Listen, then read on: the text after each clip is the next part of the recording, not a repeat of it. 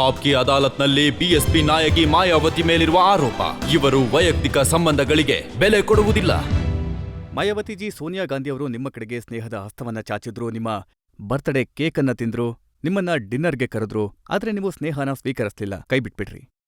ನಾವಂತೂ ಎಲ್ರ ಜೊತೆಗ್ ಒಳ್ಳೆ ಸಂಬಂಧ ಬೆಳ್ಸೋಕೆ ಬಯಸ್ತೀವಿ. ಆದ್ರೆ ಸಂಬಂಧಗಳ ಜೊತೆಗೆ ನಾವಿದನ್ನು ನೋಡ್ಬೇಕು, ಬಹುಜನ ಸಮಾಜದ ಹಿತಾಸಕ್ತಿ ಎಲ್ಲಿದೆ ಅಂತ. ಎಲ್ಲಿ ಬಹುಜನ ಸಮಾಜದ ಹಿತ ಇಲ್ವೋ ಆ ಸಂಬಂಧಗಳಿಗೆ ನನ್ನ ದೃಷ್ಟಿಲಿ ಪ್ರಾಮುಖ್ಯತೆ ಇರಲ್ಲ. ನೋಡಿ, ನೀವು ನಾನು ಸಂಬಂಧಗಳಿಗಿಂತ ಹೆಚ್ಚು ಮಹತ್ವ ಕೊಡೋದು ಬಹುಜನ ಸಮಾಜದ ಇಂಟ್ರೆಸ್ಟ್ಗೆ. ಮಹಾರಾಷ್ಟ್ರದಲ್ಲಿ ಚುನಾವಣೆಗಳಾಗ್ತಿವೆ. ಒಂದು ವೇಳೆ ನೀವು ನಿಮ್ಮ ಕ್ಯಾಂಡಿಡೇಟನ್ನ ನಿಲ್ಲಿಸ್ದಿದ್ರೆ, ನೀವು ಒಂಟಿಯಾಗಿ ಕಾಂಗ್ರೆಸ್ನ ವಿರುದ್ಧ. ಕಾಂಗ್ರೆಸ್ನ ಕ್ಯಾಲ್ಕುಲೇಷನ್ ಏನಂದ್ರೆ, ಎಷ್ಟು ನಿಮ್ಮ ಅಭ್ಯರ್ಥಿಗಳು ನಿಲ್ತಾರೋ ಅದರ ಲಾಭ ಬಿಜೆಪಿ ಶಿವಸೇನಾಗೆ ಆಗತ್ತೆ. ಈಗ ತಾನೇ ಲೋಕಸಭಾ ಚುನಾವಣೆ ಕೆಲವೇ ತಿಂಗಳ ಹಿಂದೆ ಮುಗ್ದಿದೆ ಉತ್ತರ ಪ್ರದೇಶದಲ್ಲಿ. ಅಲ್ಲಿ ಭಾರತೀಯ ಜನತಾ ಪಾರ್ಟಿಗೆ ಕೇವಲ 80ರಲ್ಲಿ 10 ಸೀಟ್ ಸಿಕ್ಕಿದೆ, 10 ಎಂಪಿಗಳು ಆಯ್ಕೆಯಾಗಿದ್ದಾರೆ. ಕಾಂಗ್ರೆಸ್ ಪಾರ್ಟಿನಲ್ಲಿ 9 ಆಯ್ಕೆಯಾಗಿದ್ದಾರೆ. ಅಂದ್ರೆ ಭಾರತೀಯ ಜನತಾ ಪಾರ್ಟಿ ಮತ್ತೆ ಕಾಂಗ್ರೆಸ್ ಪಾರ್ಟಿ ಸೇರಿ 19 ಬಂದಿದೆ. ಮತ್ತೆ ಬಹುಜನ ಸಮಾಜ ಪಾರ್ಟಿ ಇವರಿಬ್ರು ಸಮವಾಗಿ ಒಂಟಿಯಾಗಿ 19 ಆಯ್ಕೆಯಾಗಿದೆ. ಕಾಂಗ್ರೆಸ್ಗೆ ನಷ್ಟ ಆಗ್ತಿದೆ, ಬಿಜೆಪಿಗೆ ಲಾಭ ಆಗ್ತಿದೆ. ಅದಕ್ಕೂ ನಮ್ಗೂ ಯಾವ ಸಂಬಂಧನೂ ಇಲ್ಲ. ನಾವಿದನ್ ನೋಡ್ಬೇಕು, ಬಹುಜನ ಸಮಾಜ ಪಾರ್ಟಿಗೆ ಎಲ್ಲಿ ಲಾಭ ಆಗ್ತಿದೆ. ಆದ್ರೆ ನೀವಿದನ್ ನೋಡ್ಬೇಕಲ್ವಾ, ನೀವು ಬಿಜೆಪಿ ಮೇಲೆ ಸೇಡ್ ತೀರಿಸ್ಕೋಬೇಕಲ್ವಾ? ಇಲ್ಲ, ಬಿಜೆಪಿ ಮೇಲೆ ನಾನ್ ನಿಮಗ್ ಹೇಳಕ್ ಬಯಸ್ತೀನಿ. ನೋಡಿ, ಒಂದ್ಸಲ ನೀವು ಕೇಳಿ. ನೀವು ಮೊದಲು ನೀವು ನನ್ನ ಇಲ್ಲ, ಮೊದ್ಲು ಈ ಪ್ರಶ್ನೆ ನಾನು ಉತ್ತರ ಕೊಡ್ತೀನಿ. ಅರೆ, ಬಹಳ ತಮಾಷೆ ಉತ್ತರ ಕೊಡ್ತೀನಿ, ಕೇಳೋಣ ಮೊದ್ಲು. ಬಿಜೆಪಿ ಮೇಲೆ ನಾವು ಸೇಡನ್ನ ತೀರ್ಸ್ಕೊಂಡ್ವಿ ಯಾವಾಗ ನಾನು ಕಳೆದ ವರ್ಷ 25 ಆಗಸ್ಟ್ಗೆ ಮುಖ್ಯಮಂತ್ರಿ ಸ್ಥಾನಕ್ಕೆ ರಾಜೀನಾಮೆ ಕೊಟ್ನೋ. ಮತ್ತೆ ಅದಾದ್ಮೇಲೆ ಬಿಜೆಪಿ ಸೇಡಿನ ಭಾವನೆಯಿಂದ ಸೆಂಟ್ರಲ್ನಲ್ಲಿ ಸರ್ಕಾರಿ ಮಿಷನರಿನ ದುರುಪಯೋಗ ಪಡಿಸ್ಕೊಂಡು, ಸಿಬಿಐ ದುರುಪಯೋಗ ಪಡಿಸ್ಕೊಂಡು ಮತ್ತೆ ಜುಡಿಷರಿ ನೆರವು ಪಡೆದು ತಾಜ್ ಪ್ರಕರಣ ಮ್ಯಾಟರಲ್ಲಿ ಸುಳ್ಳು ಆರೋಪ ಹಾಕಿ ನನ್ನ ಸಿಕ್ಸಿದ್ರು. ಆಗ ಉತ್ತರ ಪ್ರದೇಶನೇ ಅಲ್ಲ, ಇಡೀ ದೇಶದ ಯಾವ ಬಹುಜನ ಸಮಾಜದ ಜನರು ಈ ನಿರ್ಧಾರ ಮಾಡಿದ್ರು, ಇಂತಹ ಭಾರತೀಯ ಜನತಾ ಪಾರ್ಟಿನ ನಾವು ಈಗ ಅಧಿಕಾರಕ್ಕೆ ಬರೋದಕ್ ಬಿಡೋದಿಲ್ಲ. ಸೊ ಬಿಎಸ್ಪಿ ಹೇಳಲಿಲ್ಲ, ಮಾಡ್ ತೋರ್ಸಿದ್ರು. ಈಗ ಲೆಕ್ಕ ಅವ್ರು ನಿಮ್ಮನ್ನ ಅಧಿಕಾರದಿಂದ ಇಳಿಸಿದ್ರು, ಮತ್ತೆ ನೀವು ಅವ್ರನ್ನ ಇಳಿಸಿದ್ರಿ. ಲೆಕ್ಕ ಚುಕ್ತಾ ಆಯ್ತಲ್ಲ. ಸ್ಟೇಟ್ ನಲ್ಲಿ ಇಳಿಸ್ಲಿಲ್ಲ, ನಾನು ಸ್ವತಃ ರಾಜೀನಾಮೆ ಕೊಟ್ಟೆ. ಬಿಜೆಪಿ ನನ್ನ ಅವರು ಪರಿಸ್ಥಿತಿಯನ್ನ ಹಾಗೆ ಮಾಡಿದ್ರು. ಬಿಜೆಪಿ ಅವರು ಪರಿಸ್ಥಿತಿನ ಹಾಗೆ ಮಾಡಿದ್ರು. ಅದಕ್ಕೆ ನಾನು ಬಹುಜನ ಸಮಾಜದ ಇಂಟ್ರೆಸ್ಟ್ ಅನ್ನ ಗಮನದಲ್ಲಿಟ್ಕೊಂಡು ಮುಖ್ಯಮಂತ್ರಿಯ ಕುರ್ಚಿಯಿಂದ ಸ್ವತಃ ರಾಜೀನಾಮೆ ಕೊಟ್ಟೆ. ಅವ್ರು ನನ್ನ ಇಳಿಸ್ಲಿಲ್ಲ. ಆದ್ರೆ ಹೇಗ್ ಅವ್ರು ಮಾಡಿದ್ರು, ಹೇಗ್ ಅವರು ತಪ್ಪು ಕೆಲಸ ಮಾಡಿದ್ರು, ಸೇಡಿನ ಭಾವನೆಯಿಂದ ಕೆಲಸ ಮಾಡಿದ್ರು, ಹಾಗೆ ನಾವ್ ಅವರಿಗೆ ಸೆಂಟ್ರಲ್ ನಲ್ಲಿ ಅವರನ್ನ ಅಧಿಕಾರದಿಂದ ಹೊರ. ಆದ್ರೆ ಮಾಯಾವತಿಜಿ, ನೀವೇ ಇಂಥ ಸಂಬಂಧಗಳನ್ನ ಬೆಳೆಸ್ತಿದ್ರಿ. ಅಟಲ್ ಬಿಹಾರಿ ವಾಜಪೇಯಿ, ನೀವೇ ಹೇಳ್ತಾ ಇದ್ರಿ ನಾನು ಅವರ 2ನೇ ಮಗಳ ತರ ಅಂತ. ನಾನು ತಾಜ್ ಪ್ರಕರಣದ ಮ್ಯಾಟರ್ನಲ್ಲೂ ಪ್ರಕರಣದ ವಿಷಯದಲ್ಲೂ ನಾನು ಹೇಳಿದ್ದೆ, ಒಂದ್ ವೇಳೆ ನೀವು ನನ್ನ ಮಗಳು ಅಂತ ಭಾವಿಸ್ತೀರಾ, ಮತ್ತೆ ನೀವು ತಾಜ್ ಪ್ರಕರಣದ ನೆಪದಲ್ಲಿ ನನ್ನ ಮತ್ತೆ ನನ್ನ ಸಂಬಂಧಿಕರನ್ನೆಲ್ಲ ನೀವು ಇನ್ಕಮ್ ಟ್ಯಾಕ್ಸ್ ಇಲಾಖೆಯಿಂದ ಅದರ ತನಿಖೆನ ಮಾಡಿಸ್ತಾ ಇದ್ದೀರಾ. ಸರಿ, ಹಾಗಾದ್ರೆ ನೀವು ನಿಮ್ಮ 2ನೇ ಮಗಳಿದಾಳಲ್ಲ, ಅವಳ ತನಿಖೆ ಕೂಡ ಆಗ್ಬೇಕು, ಗೊತ್ತಾಗ್ಬೇಕು. ನಿಮ್ಮ ಸ್ವಂತ ಮಗಳ ಹತ್ರ ಎಷ್ಟು ಆಸ್ತಿ ಇದೆ, ಮತ್ತೆ ನಿಮ್ಮ ಸಂಬಂಧಿಕರ ತನಿಖೆ ಕೂಡ ಆಗ್ಬೇಕು, ಮತ್ತೆ ನಂದು ಕೂಡ ಆಗ್ಬೇಕು. ಹಾಲು ಹಾಲಾಗಿರ್ಲಿ, ನೀರು ನೀರಾಗಿರ್ಲಿ, ಅದು ತುಂಬಾ ಒಳ್ಳೇದು. ಯಾರು ನಿಮ್ಮನ್ನ ಮಗಳು ಅಂದ್ರು, ನೀವು ಅವರನ್ನು ಕೂಡ ಬಿಡ್ಲಿಲ್ಲ. ಮತ್ತೆ ಒಂದ್ ವೇಳೆ ಅವರು ಮಗಳ ಕರ್ತವ್ಯನ, ಒಂದ್ ವೇಳೆ ಶ್ರೀ ಅಟಲ್ ಬಿಹಾರಿ ವಾಜಪೇಯಿ ಅವರು ಮಗಳ ಕರ್ತವ್ಯನ ಸರಿಯಾಗಿ ನಿಭಾಯಿಸಿದ್ರೆ, ಆಗ ನಾನು ಅವ್ರ ಜೊತೆ ಹಾಗ್ ಮಾಡ್ತಾ ಇರ್ಲಿಲ್ಲ. ನಾನು ಹೇಗೋ ಹಾಗೆ ಉತ್ತರ ಕೊಟ್ಟೆ ಅಲ್ವಾ. ನಾನು ನಿಮ್ಮ ಪತ್ರ ಏನಿದೆ ನೀವು ಬರ್ದಿದ್ರಲ್ಲ ಅಂದಿನ ಪ್ರಧಾನಿ ಅಟಲ್ ಬಿಹಾರಿ ವಾಜಪೇಯಿ ಅವರಿಗೆ, ಅದನ್ನ ಓದ್ತಿದ್ದೆ. ಅದ್ರಲ್ಲಿ ನೀವು ಬರ್ದಿದ್ದೀರಾ, ಬಿಜೆಪಿನಲ್ಲಿ 2 ಗುಂಪಿದ್ವು. ಅದ್ರಲ್ಲಿ ಒಂದು ಗುಂಪಿನ ಆಸೆ ಏನಾಗಿತ್ತು ಅಂದ್ರೆ ನಿಮ್ಮ ಸರ್ಕಾರ ಮುಂದುವರಿಬೇಕು ಅಂತ. ಬಿಜೆಪಿನಲ್ಲಿ ಯಾರಕ್ ತಾನೇ ಗೊತ್ತಿಲ್ಲ, ಅದ್ರಲ್ಲಿ 2 ಲೋಬಿ ನಡೀತಿತ್ತು. ಒಂದು ಶ್ರೀ ಅಟಲ್ ಬಿಹಾರಿ ವಾಜಪೇಯಿ ಅವರ ಲೋಬಿ, ಮತ್ತೆ ಶ್ರೀ LK ಅಡ್ವಾಣಿ ಅವರ ಲೋಬಿ. ಈಗ ನೀವ್ ಹೇಳಿ, ಯಾವ ಲೋಬಿ ನಿಮ್ ಜೊತೆಗಿತ್ತು, ಯಾವ್ದು ವಿರುದ್ಧವಾಗಿತ್ತು?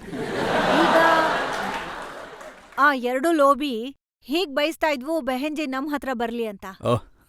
ನಾನ್ ಯಾರ ಹತ್ರನೂ ಹೋಗೋದಕ್ ಇಷ್ಟಪಡ್ತಾ ಇರ್ಲಿಲ್ಲ. ಹಾಗಾಗಿ ಅವ್ರಿಗನ್ನಿಸ್ತು, ಈ ಹುಡ್ಗಿ ಯಾವ್ದೇ ಲೋಬಿಗೆ ಬರೋದಿಲ್ಲ.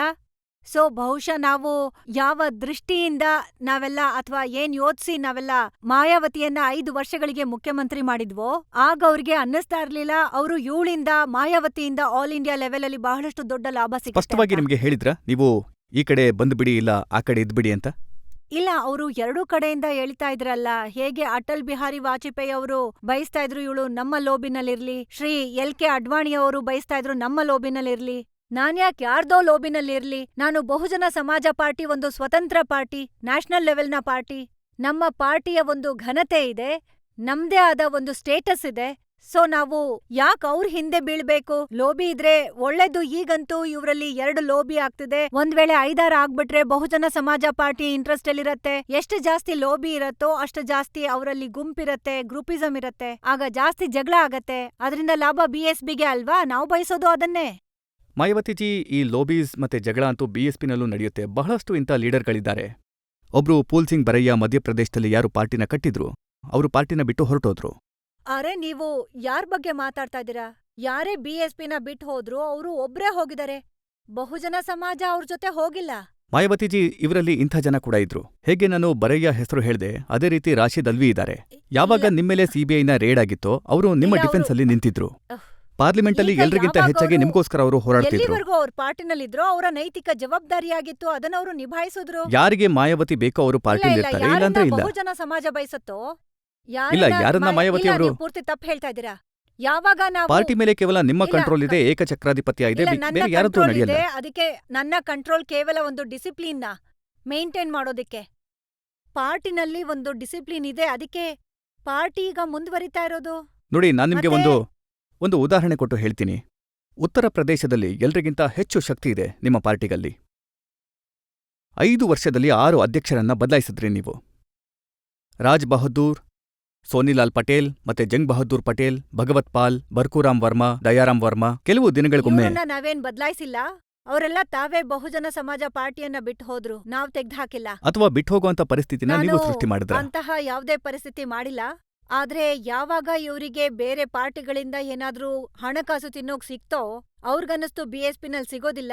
ಬಹುಜನ ಸಮಾಜನ ನಾವ್ ಯಾವಾಗ ತಯಾರ್ ಮಾಡ್ತಿದೀವೋ ಜನ ಬರ್ತಾ ಇದಾರೆ BSPನಲ್ಲಿ ವೇಗವಾಗಿ. ಆ ಜನರನ್ನ ಅರ್ಥ ಮಾಡ್ಕೊಳಕ್ಕೆ ನಮಗ್ ಸ್ವಲ್ಪ ಸಮಯ ಹಿಡಿಯತ್ತೆ. ನಾವ್ ಯಾವಾಗ ಅವರಿಗೆ ಉತ್ತೇಜನ ಕೊಡ್ತೀವೋ ಅವರಲ್ಲಿ ಕೆಲವರು ತಪ್ಪು ಜನರು ಇರ್ತಾರೆ. ಯಾವಾಗ ತಪ್ಪು ಹೊರಗ್ ಬರುತ್ತೋ ಅವ್ರು ಹೊರಟೋಗ್ತಾರೆ. ಏನ್ ವ್ಯತ್ಯಾಸ ಆಗತ್ತೆ? ಮಾಯಾವತಿಜಿ, ಇಂಥ ಜನ ಯಾರು ಶುರುವಾದಾಗ, ಯಾವಾಗ ನೀವು ಬಾಂಬ್ ಸೇಫ್ ಮಾತಾಡಿದ್ರಿ ಮತ್ತೆ DS4 ಬಗ್ಗೆ ಮಾತಾಡಿದ್ರು, ಆಗಿಂದ ಇದ್ದ 2 ಹೆಸರು ರಾಮ್ ಸಮೋಜ್ ಮತ್ತೆ ತೇಜೇಂದ್ರ ಸಿಂಗ್ ಜಲ್ಲಿ. ಆ ಕಾಲದಿಂದ ನೀವ್ ಹೇಳಿ, ಇವ್ರು ಎಲ್ಲಾದ್ರೂ ಕಾಣಿಸ್ತಾ ಇದಾರ ನಿಮ್ಗೆ? ಯಾಕೆ ಹೂತಿರೋ ಹೆಣಗಳ ಬಗ್ಗೆ ಮಾತಾಡ್ತಾ ಇದೀರಾ? ಎಲ್ಲಾದ್ರೂ ಕಾಣಿಸ್ತಾ ಇದಾರ? ನೀವು ಹೇಗ್ ಕ್ಲೀನ್ ಮಾಡಿದ್ದೀರಾ ಅಂದ್ರೆ ಅವ್ರು ಕಾಣಿಸೋದಕ್ಕೆ ಸಾಧ್ಯನೇ ಇಲ್ಲ. ಇಲ್ಲ, ಇದ್ರ ಅರ್ಥ ಏನಂದ್ರೆ ಬಹುಜನ ಸಮಾಜ ಅವ್ರು ಏನ್ ನಿರ್ಧಾರ ತಗೊಂಡ್ರೋ ಅದು ತಪ್ಪಾಯ್ತು, ಅದಕ್ಕೆ ಅವ್ರ ಜೊತೆ ಯಾರು ಹೋಗಿಲ್ಲ.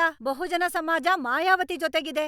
ನೀವಂತೂ ಸ್ವತಃ ಈ ಮಾತನ್ನ ಒಪ್ಕೊಂಡ್ರಿ. ನೋಡಿ, ನಾನು ಹೇಳ್ತಾ ಇದ್ದೀನಿ, ಇದಂತೂ ಒಂದಂತೂ ಖಂಡಿತ. ಬಹುಜನ ಸಮಾಜ ಪಾರ್ಟಿಲಿ ಎಂಥವ್ರು ಇರ್ಬೋದು ಅಂದ್ರೆ ಯಾರನ್ನ ಮಾಯಾವತಿ ಇಷ್ಟಪಡ್ತಾರೋ ಅವರು. ಇಲ್ಲ, ಅದು ಬಹುಜನ ಸಮಾಜ ಇಷ್ಟೊಂದು ದೊಡ್ಡ ಸಮಾಜ ಅಲ್ಲ. ಅವರು ಇದನ್ನ ನೋಡ್ತಾರೆ, ಯಾರು ಒಳ್ಳೆ ವ್ಯಕ್ತಿ, ಯಾರು ಕೆಟ್ಟವ್ರು ಅಂತ. ಹಾಗಾಗಿ ಅವ್ರಿಗ್ ಗೊತ್ತು ನಮ್ಮೆಲ್ಲರ ನಾಯಕಿ ನಮ್ಮ ಹಿತಾಸಕ್ತಿನ ಕಾಪಾಡ್ತಾಳೆ. ಸೊ ಯಾರು BSPನ ಬಿಟ್ಟು ಹೋದ್ರೋ ಅವರು ಖಂಡಿತ ಒಬ್ರಲ್ಲ ಒಬ್ರು ಕೈ ಗೊಂಬೆಗಳು. ಹಾಗಾಗಿ ಅವ್ರ ಜೊತೆಗ್ ಹೋಗಲ್ಲ. ಮಾಯಾವತಿಜಿ, ಸರಿ, ಅವ್ರ ವಿಷಯ ಬಿಟ್ಟು ಬಿಡೋಣ. ಯಾರ್ ಜೊತೆ ನೀವು ಸಂಬಂಧ ಬೆಳೆಸ್ತಿರೋ? ಈಗ ಲಾಲ್ಜಿ ಟಂಡನ್ ಇದ್ದಾರೆ. ಪ್ರತಿ ಸಲ ನೀವು ಅವ್ರಿಗೆ ರಾಖಿ ಕಟ್ಟೋದಕ್ಕೆ ಹೋಗ್ತಿದ್ರಿ. ಮತ್ತೆ ನೀವ್ ಹೇಳಿದ್ರಿ ಇವನಂತೂ ಲಾಲ್ಜಿ ಟಂಡನ್ ಅಲ್ಲ, ಲಾಲ್ಚಿ ಟಂಡನ್ ಅಂತ.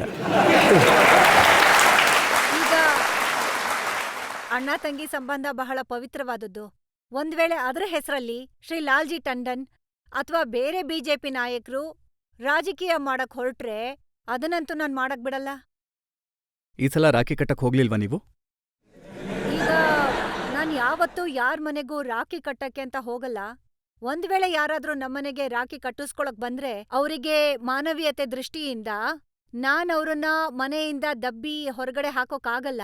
ಯಾರಾದ್ರೂ ಬಂದ್ರೆ ರಾಖಿ ಕಟ್ಟಿಸ್ಕೊಳ್ಳೋದಿಕ್ಕೆ ಮರ್ಯಾದೆಯಿಂದ ರಾಖಿ ಕಟ್ತೀನಿ. ನೀವು ಸಹ ನಮ್ಮನೆಗ್ ಬಂದ್ರೆ ನಿಮ್ಗೂ ಸಹ ಕಟ್ತೀನಿ.